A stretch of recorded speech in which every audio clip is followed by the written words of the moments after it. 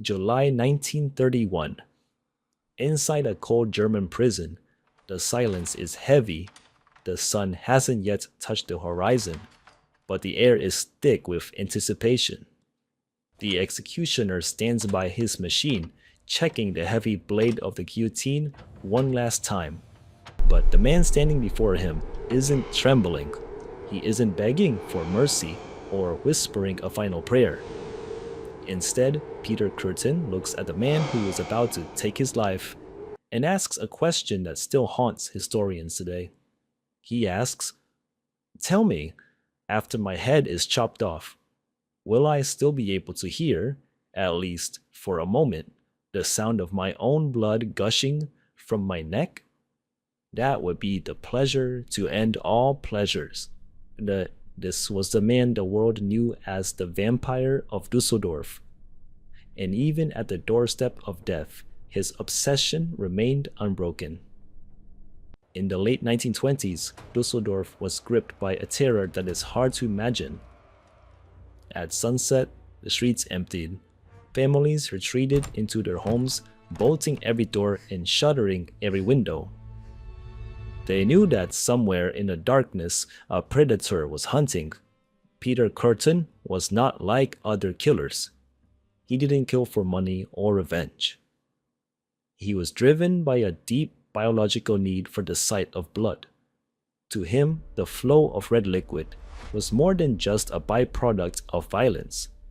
It was a source of intense physical and mental gratification. Kürten's spree began in 1929. What made him so difficult to catch was the sheer randomness of his violence.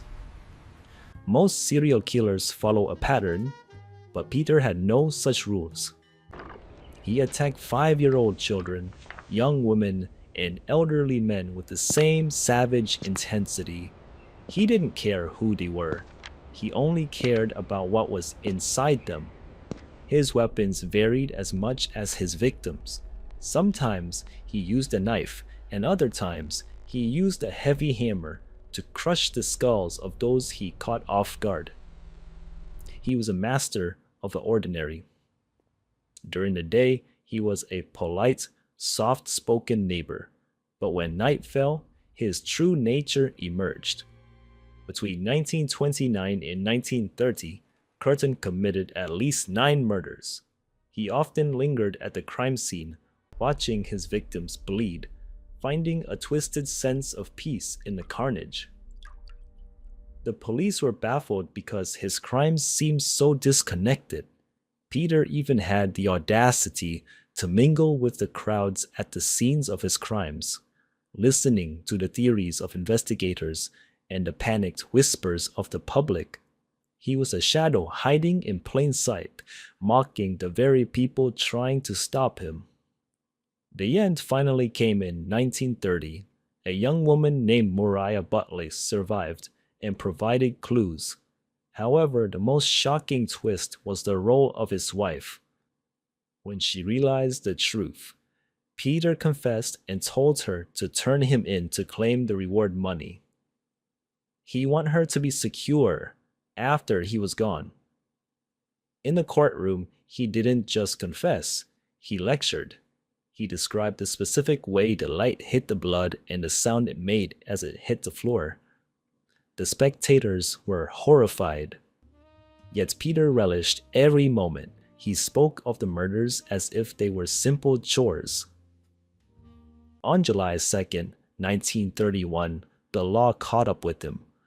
As the guillotine's blade fell, the Vampire of Düsseldorf finally got his answer. His story remains a dark reminder of the monsters that can live among us, hidden behind a mask of normalcy. His final words remain a terrifying glimpse into a mind that found beauty in the most horrific acts imaginable.